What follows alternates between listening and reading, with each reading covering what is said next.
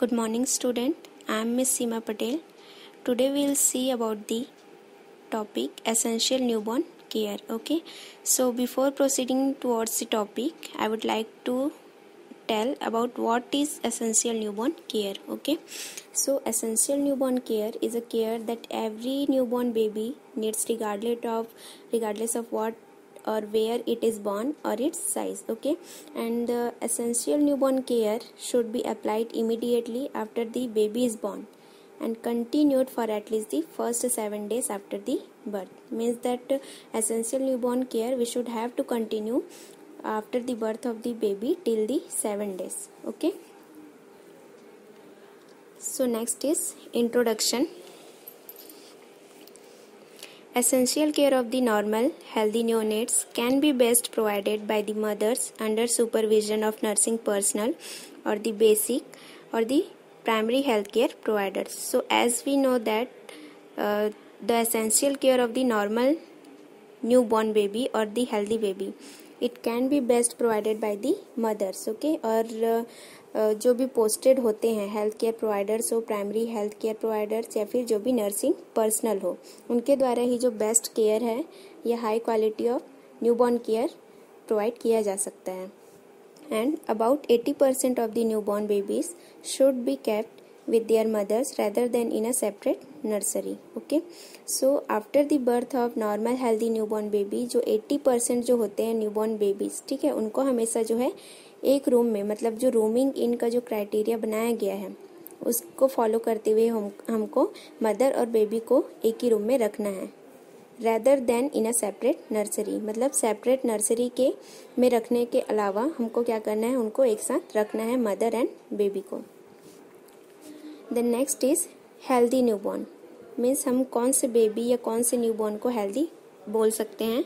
So a healthy infant born at term between 38 to 42 weeks should have average birth weight, rise immediately following birth, establishes independent rhythmic respiration and quickly adapts to the changed environment. Okay, so जो healthy newborn baby हम किसको बोल सकते हैं, ऐसे baby जो जिनका birth हुआ है या जो बॉर्न हुए हैं at term between the 38 to 42 weeks and should have the average birth weight. उनका जो बर्थ वेट है वो भी एवरेज होना चाहिए between the 2.5 to 3.5 kg and cries immediately following the birth.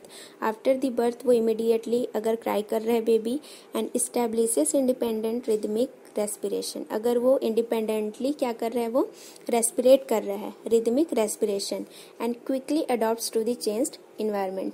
और एक्सटर्नल इन्वायरमेंट में आने के बाद वो उस चेंज्ड इन्वायरमेंट में क्या कर रहा है, क्विकली अडॉप्ट कर रहा है. तो ऐसे न्यूबॉर्न बेबीज को हम क्या बोल सकते हैं, healthy newborn. The next is immediate basic care. अब हम क्या क्या बेसिक केयर प्रोवाइड कर सकते हैं just after the birth of the newborn baby.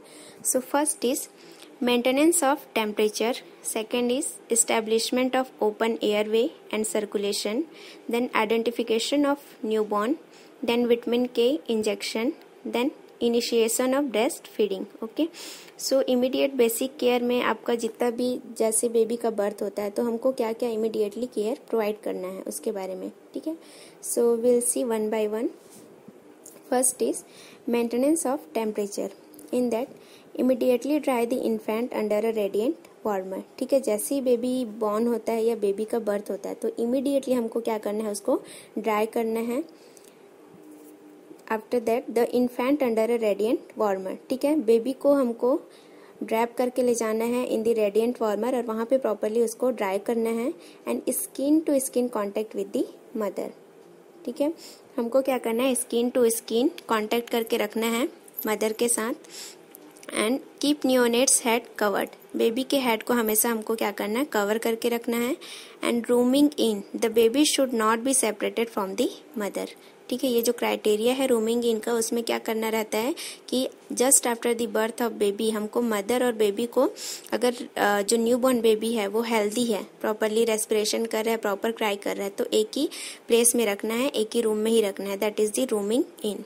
So the baby should not be separated from the mother. तो इससे क्या होगा कि मदर और बेबी के बीच का बॉन्डिंग भी बना रहेगा. ठीक है, और उनको हम कभी भी सेपरेट करके नहीं रखना है अगर जो न्यूबॉर्न बेबी है वो नॉर्मल कंडीशन में है.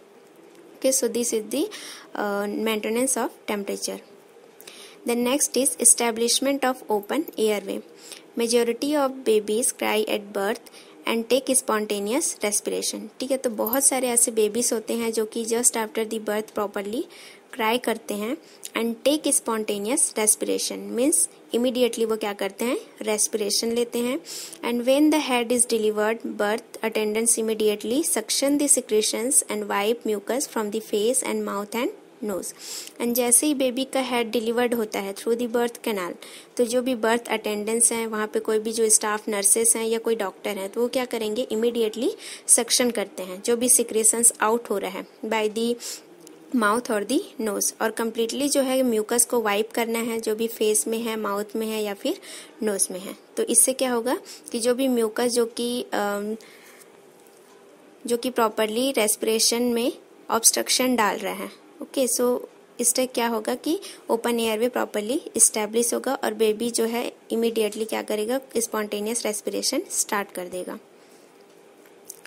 Then suction the mouth and nose by using the bulb syringe. Okay, with the help of bulb syringe हमको क्या करना है, बेबी के माउथ और उसके नोज को प्रॉपरली सक्शनिंग करना है. And keep the head slightly lower than the body. Okay, हमेशा बेबी के हेड को मतलब स्लाइटली डाउन करना है, लोअर करना है जो बॉडी एरिया है उससे. इससे क्या होगा कि लंग्स में जितने भी एक्स्ट्रा सिक्रेशंस आ रहे हैं वो फ्लो होंगे towards the nose and the mouth, so that we can easily suction that secretions or the mucus. Then position the baby on their backs or tilt it to the side but not on their stomach. Okay, so उसके बाद हमको baby को position देना है, तो हमको हमेशा baby को उसके बैक में पोजीशन देना है. ठीक है, and tilt it to the side, उसके हेड को हमको टिल्ट करना है beside. Okay, but not on their stomach, stomach में ऐसा मतलब प्रॉन पोजीशन में नहीं रखना है. ओके, इससे क्या होगा कि जितने भी सिक्रेशंस हैं वो एक साइड आके कलेक्ट हो जाएंगे इन दी माउथ. ठीक है, तो उससे क्या होगा कि जो एस्पिरेट करने का चांसेस है वो भी रिड्यूस हो जाएगा. तो इसलिए बेबी को हमेशा जो है उसके बैक में ही हम क्या करते हैं, प्रॉपरली पोजिशनिंग देते हैं. So this is the establishment of open airway. The next is importance of suctioning. Okay, suctioning जो हम कर रहे हैं उसका क्या क्या इम्पोर्टेंस है. So several natural mechanism help with this. कुछ मैकेनिज्म है जो हेल्प करते हैं. So will see. First, as the foetal chest passes through the birth canal it is compressed, squeezing excess fluid out of the lungs prior to the baby taking its first breath. Okay, तो जैसे ही baby का जो chest area है वो birth canal से पास होता है, तो उस टाइम पे क्या होता है कि जो पेल्विक कैविटी होते हैं, ठीक है, पेल्विक कैविटी के बोन के कारण, ठीक है, और वहाँ पे जितने भी मसल्स हैं उसमें कंटिन्यू क्या हो रहा है, कॉन्ट्रैक्शन और रिलैक्सेशन हो रहा है यूट्रस में. तो वो क्या करते हैं कि बेबी के चेस्ट को कंप्रेस करते हैं. तो बेबी के chest means inside the chest क्या है, लंग. ओके, तो लंग में जो भी मटेरियल है, ओके, जो भी सिक्रेशंस है वो क्या हो जाते हैं, कंप्लीटली स्क्वीजिंग होते हैं and excessive fluids out of the lungs. और बहुत ज़्यादा अमाउंट में क्या होता है कि जो भी फ्लूइड्स रहते हैं वो स्क्वीज होके बाहर आते हैं out of the lung and prior to the baby taking its first breath. जब बेबी अपना फर्स्ट ब्रीथ स्टार्ट करता है, ओके, फर्स्ट ब्रीथ लेना स्टार्ट करेगा, तो उस टाइम पे जितने भी सिक्रेशंस है because of the squeezing excess fluid out of the lung. The next is after several seconds in this partly delivered position, fluid can be seen streaming out of the baby's nose and the mouth. Okay, जैसे ही baby का chest जो है पास होता है through the birth canal, तो after the several seconds क्या होता है, पार्टली डिलीवर्ड. ओके, उसका जो पोजीशन है वो थोड़ा चेंज हो जाता है क्योंकि वहाँ पे रोटेशन होता है. तो जितने भी फ्लूइड्स रहते हैं, fluids can be seen streaming out the baby's nose and mouth. तो जैसे ही बेबी का जो हेड वाला पोर्शन है वो डिलीवर्ड होता है, तो we can easily find out, we can easily see that the mucus or the secretions will be coming out through the nose or the mouth. Okay, so ये क्या है, इम्पोर्टेंस ऑफ सक्शनिंग है.